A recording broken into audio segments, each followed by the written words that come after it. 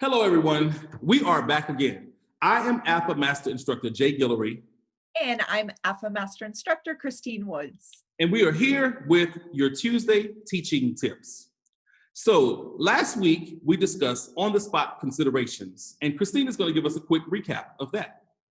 Yeah, on the spot considerations, those are really just those unique challenges that sometimes present themselves when you are teaching a group exercise class. And of course, how you handle those reflects on you and the overall feeling of your participants. So you want to do your best job to kind of nip those in the bud. Absolutely. This week's topic for our Instructor Essentials series is called cueing techniques. So we're going to talk about some cueing techniques, but before we talk about the actual cueing techniques, we're going to go over what the different types of learners are. So Christine, you want to start that off? Sure. So we've got three styles of learners. And let's first just think about your visual learners. And those visual learners are going to learn the best when you show them what to do, right? Absolutely. And after visual learners, we have what we call auditory learners. Your auditory learners, all they have to do is hear you. If you tell, like they work well with like, tell me precisely how to do it, and I will do it.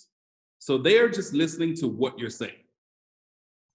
And then you've got your kinesthetic learners, and they really want to know, how to do it and where they should feel it, like what muscle group should they be actively contracting, for example.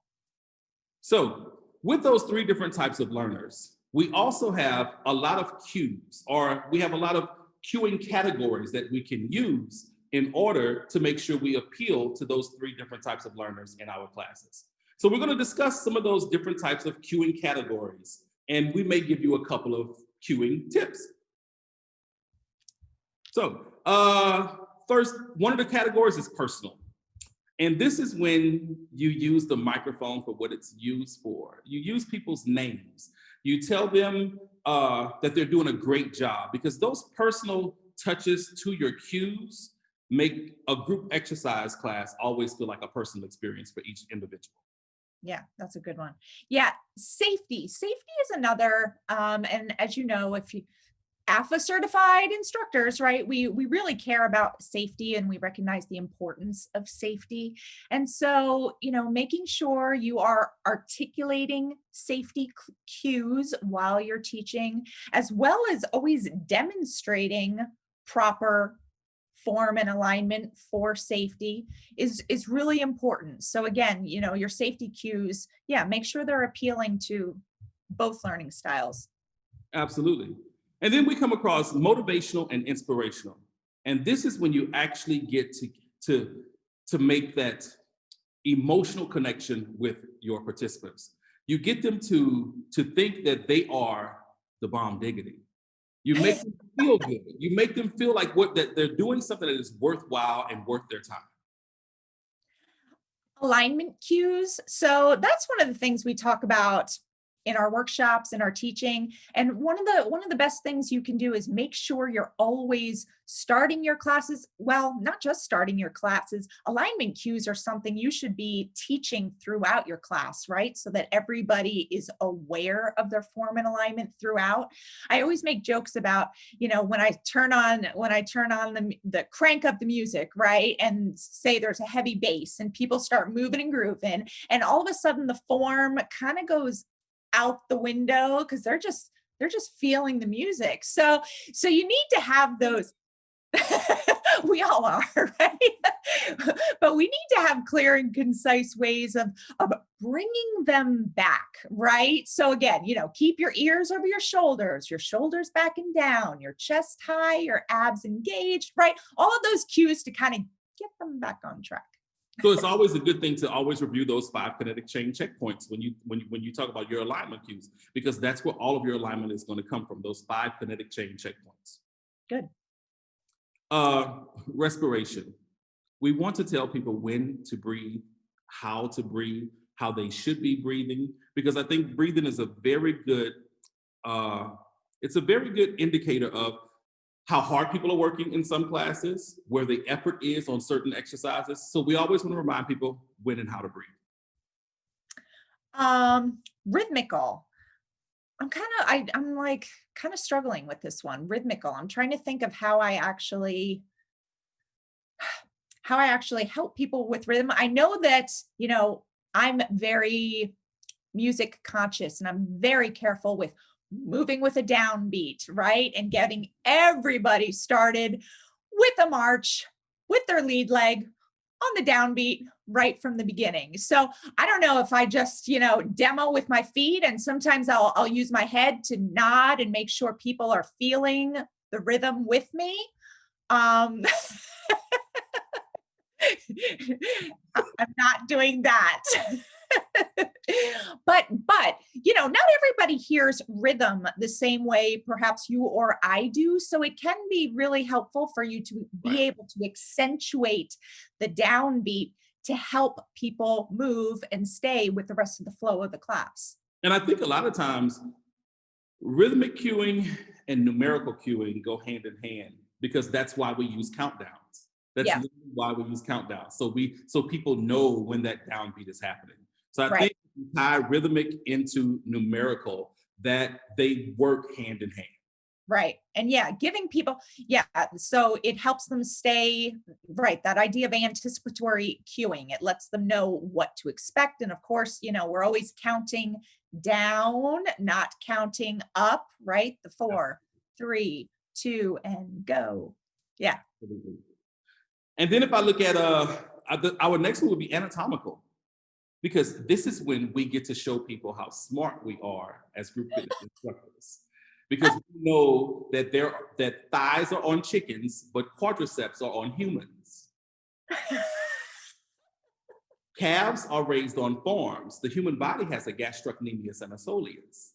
So this is how we start to get people to understand our anatomical cues. I mean, it's good to use layman's terms, but at some point in class, at some point in the balance of being an entertainer and an educator, we do have to go into that educational mode.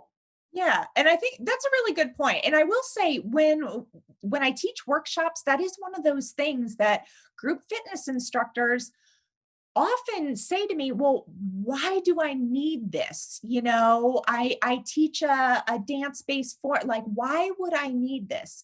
But like you said, I think it's great to just bring it back to the point of, the best instructor is going to have that balance of entertainer and educator. Yeah. So knowing some basic anatomy, absolutely. What do we have next? Directional? Mm-hmm. Yeah, directional cues. Again, I think a lot of us are probably pretty well versed, or at least, we should be well versed in showing, travel right, travel left, etc. And also with that, I want to bring up, showing direction and articulating direction. It can be kind of tricky sometimes, because sometimes you're mirroring, sometimes your back is to the group. And trying to put all of that together is a skill that takes practice. But I would definitely recommend that you get comfortable, mirroring your audience, facing the group. And then when you need to do combinations or movement patterns that have you spinning and twirling and making all these directional changes, we've talked about step class is one of those formats that does a whole lot of twirling, hop turns, whatever. But then, for those kind of directional changes, have your back to the audience, because they need to be moving just the same way that you are. Absolutely. So again, directional cues force you to cue in many different ways. Absolutely. Our next category is empowering cues. And these are cues that are basically when you take the exercise or the movement, what you're doing, and you apply it to everyday life, and you get people to understand why they're doing these particular things, how it affects them in everyday life. This is probably where we get this big thing about functional training, because we do these exercises that help improve movement during our everyday life. So those are your empowering cues. And that kind of leads in nicely to spatial cues, you know, how you move in space. That's something we definitely want to cue, and especially, you know, those people that are kinesthetic learners, all types of learners though should really, you should be giving them cues. Again, if you're doing a lateral arm raise, be able to talk in terms of, you know, lifting your arms to shoulder height. If you're in a seated position, you want someone to maintain a tall spine, you know, think in terms of a string lifting you from the top of your head, right? So giving people these cues that do help them manipulate their body and how it moves in space. Absolutely. And our last one, movement cues. Now, movement cues are basically the names of the exercises that we do. And for the most part, our industry has been around long enough to where most instructors are using the same cues for the same movements. However, there you may come across a couple of classes where grapevines are not called grapevines. They may be called daisies. I don't know, something like that. Like, you know, it's I would be a mess in one of those classes. so yeah, so your movement cues are all of the Or you take for instance, some people call them leg curls, some people call them hamstring curls, some people call them butt kickers, but it's all the same movement. yep, exactly. So Yep. movement cues may vary and from person to person, and they also may vary from format to format because sometimes things that are called a certain word or a certain movement in a yoga class, if you're in a traditional group fitness class, but you're using yoga inspired stretching, it may be called something totally different. Yeah, that's a good point. Yeah, and another point just about our movement cueing. When you are cueing and when you're trying to figure out the best way to cue certain moves, I do think it's always helpful just to think about what is the most concise way, you know, short, simple, so that, you know, you're not going to get tongue tied like I do on occasion. But when you're thinking of those cues, make them quick. And I always like to make my cues like 2 syllables, you know, ham curl, Exactly. eight lift, right? Grapevine. All of Especially those. for the newer instructors, because the newer instructors are learning the whole timing thing and learning that the art of cueing is kind of like singing a song. So, you know, the shorter, the less syllables you have to put out, the easier it is for your class to follow. Yep. Yep. Simple is better at the beginning. I'm telling you. Best way to learn. Speaking of simple, we simply have to get out of here. Oh, That's all we have time for today. Again, I am AFAA Master Instructor Jay Guillory, and I absolutely love being able to bring you this content. I am AFAA Master Instructor Christine Woods, and thank you again for joining us. Have a great day.